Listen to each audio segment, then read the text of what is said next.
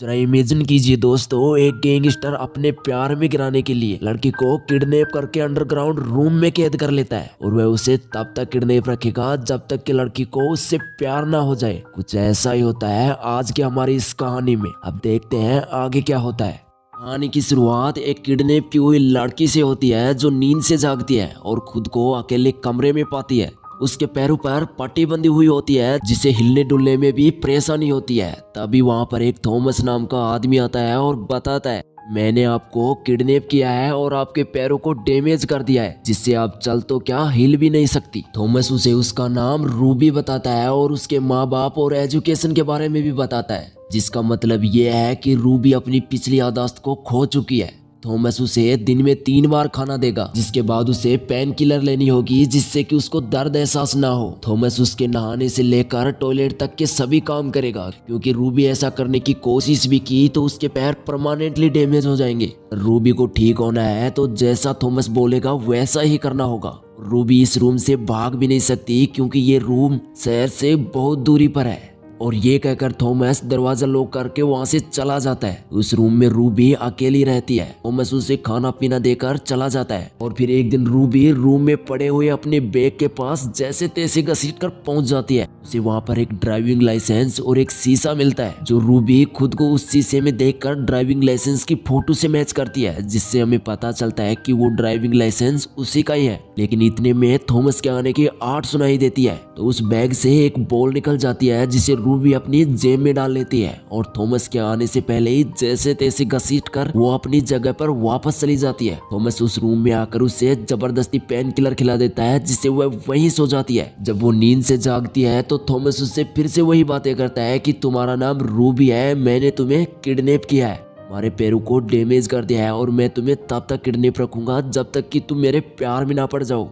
Ruby भी वही बातें फिर से रिपीट करती है जैसे मानो कि पिछली बातें उसे याद ही ना हो। और इसके बाद थॉमस यहाँ से डोर लॉक करके चला जाता है। रूबी हर बार पिछली बातों को भूल जाती है, इसका मतलब शायद थॉमस हर बार उसकी मेमोरी को डिलीट कर देता है जिससे कि उसको कुछ याद ही नहीं रहता है। लेकिन अब की बार रूबी के जेब में वो बॉल मिलती है जो उसे ये सोचने को मजबूर कर देती है कि आखिर ये बॉल आई तो कहाँ से आई। और यहीं से रूबी थॉमस पर शक होना स्टार्ट कर देती है। इतने में थॉमस आता है और खाना पीना खिलाकर नहला धुलाकर वापस चला जाता है। रूबी उस रूम में अकेली रहती है और हर बार नींद से जागती है तो थॉमस उसे हर बार वही बातें रिपीट करता है, हमारा नाम रूबी है, मैंने तुम्हें किडनैप करके रखा है। रूबी भी वही बातें फिर से रिपीट करती है और ऐसा कई दिनों तक चलता है। फिर एक दिन रूबी थॉमस से कंबल और एक बुक मांगती है क्योंकि वह अकेली बोर हो जाती है, इसलिए बुक पढ़कर टाइम पास करना चाहती है। थॉमस को लगता है कि रूबी उसकी तरफ अट्रैक्टिव हो रही है, इसलिए वह उसे बुक और कंबल लाकर दे देता है। रूबी उस बुक को पढ़ती है तो उसे लगता है कि ये बुक तो शायद वह पहले ही पढ़ चुकी है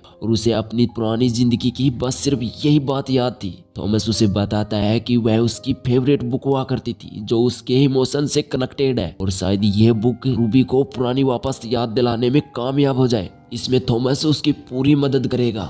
रूबी उससे एक कॉफी मांगती है तो थॉमस उसे तुरंत ही लाकर दे देता है, मानो जैसे पहले से ही पता हो। रूबी जैसे ही कॉफी पीती है तो उसकी मेमोरी एक्टिव होने लगती है और उसे पुरानी जिंदगी जैसा महसूस होने लगता है।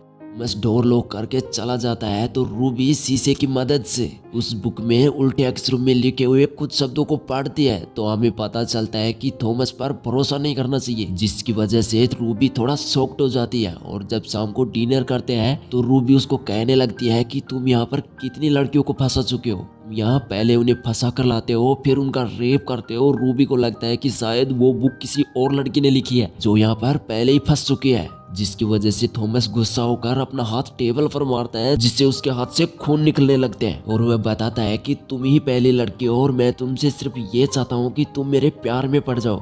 रूबी अपनी गलती का एहसास करती है लेकिन थॉमस डोर लॉक करके चला जाता है। अगले दिन रूबी अपने पैरों को देखती है तो उसे पता चलता है कि वो बिल्कुल ठीक है और वो अच्छे से घूम फिर सकती है। फिर वो उस बुक को फिर से पढ़ने लगती है तो उसे पता चलता है कि वह बुक उसने खुद ने ही माचिस की तिलियों से लिखी है। डिनर टेबल पर थॉमस जो कैंडल जलाने के लिए तिलिया लेकर आता था वहां से चुराकर वह बुक लिखा करती थी। वह उस बुक में ये भी लिखती है कि इस खेल को थॉमस के साथ कंटिन्यू रखा जाए। अब थॉमस के जाने के बाद रूबी उस रूम के अंदर एक्सरसाइज भी करती है। ये देखकर हमें पता चलता है कि शायद रूबी कुछ बड़ा करने वाली है और वो बिल्कुल ठीक है। बस जब थॉमस आता है तो उसके सामने वह नाटक करती है कि वो अभी चल नहीं सकती। फिर एक दिन थॉमस उसके लिए एक डिश लेकर आता है जिसे खाने के बाद रूबी को पुरानी कुछ बातें याद आती है जिसमें उसकी मैरिज एनिवर्सरी थी। जिसके बाद एक वो ड्राइंग को देखती है जो उसे याद दिलाता है कि वो उसी ने बनाई थी। रूबी थोड़ा थोड़ा उसके करीब आती है तो उसे लगता है कि रूबी उसके प्यार में पड़ रही है, लेकिन रूबी तो यहाँ से भागने की कोशिश करती है लेकिन कभी भी भाग ना सकी। फिर रूबी उसके साथ में डांस करती है तो उसे उसकी पुरानी जिंदगी के कुछ पल याद आने लगते हैं जिसमें थॉमस उसे शादी के लिए प्रपोज करता है और वह भी उसे खुशी खुशी हाँ कर देती है। लेकिन अब रूबी पूछती है कि आखिर हमारी हंसी खुशी जिंदगी में ऐसा कैसे हुआ। थॉमस अब उसे सब कुछ सच सच बता देता है कि वो एक वीकेंड पर उसके दोस्त निक के साथ बार में थी। थॉमस उसे पिक करने के लिए आने वाला ही था लेकिन ट्रेन छूट जाने की वजह से आ नहीं पाया और निक उसके ड्रिंक करने का फायदा उठाकर उसके साथ में रूम में जबरदस्ती रेप कर देता है। थॉमस उसे ढूंढता हुआ जब निक के रूम में जाता है तो उसे पता चलता है कि निक ने उसके साथ में जबरदस्ती की है और उसकी खूब पिटाई की है। रूबी की यह दशा देखकर थॉमस गुस्से में होकर निक को जान से मार देता है क्योंकि थॉमस रूबी से बहुत प्यार करता था। ये सब देखकर रूबी को गहरा सदमा लग जाता है और वो ना तो थॉमस को पहचान पा रही थी और ना ही खुद को। थॉमस उसे शहर से दूर लेकर जाता है और एक जंगल में रूम में रखता है। रूबी से खूब प्यार करता है इसलिए ऐसी हालत में वह उससे दूर भी नहीं होना चाहता। वह रूबी की हर चीज को बारीकी से समझता है तो उसे पता चलता है कि रूबी देर तक सोती है तो उसकी याददाश्त चली जाती है, इसलिए वह उसे 4 घंटे ही सोने देता है। लेकिन रूबी को लगता है कि थॉमस भी निक की तरह उसे नुकसान पहुंचाना चाहता है, लेकिन थॉमस कुछ ऐसा सीन क्रिएट करता है जिससे वह उसकी नज़र में धीरे धीरे विलन से थॉमस के रूप में कन्वर्ट हो जाता है। थॉमस को लगा कि सब कुछ ठीक है और वह उसे सब कुछ सच सच बता देता है, लेकिन रूबी एक दिन कांच के टुकड़े से थॉमस पर वार कर देती है और जैसे तैसे करके वो वहां से भागने में कामयाब हो जाती है। लेकिन बाहर जाकर देखती है तो उसे पता चलता है कि वो एक छोटे से आयरलैंड पर है जहाँ एक छोटी सी बोट भी है। लेकिन वो वहां पर जाती है तो वहां पर पहुंचते पहुंचते इतनी थक चुकी है कि वो बेहोश होकर गिर जाती है। अगले सीन में रूबी हॉस्पिटल में होती है जहाँ उसे डॉक्टर बताता है कि उसकी मेमोरी लॉस हो चुकी है, लेकिन वह डॉक्टर उसकी जी जान से रिकवर करने के लिए कोशिश करेगा। ये कहकर वह बाहर आ जाता है और हमें पता चलता है कि वह डॉक्टर कोई और नहीं बल्कि थॉमस ही होता है और ये कहानी यहीं पूरी हो जाती है। इस कहानी में थॉमस अपने प्यार को पाने के लिए लास्ट तक भी पूरी कोशिश करता है। बाकी आपको ये कहानी कैसे लगी कमेंट सेक्शन में जरूर से बताना और भाई वीडियो को लाइक और शेयर करना तो बिल्कुल भी मत भूलना। और हाँ, ऐसे ही वीडियो देखने के लिए चैनल को सब्सक्राइब भी कर देना।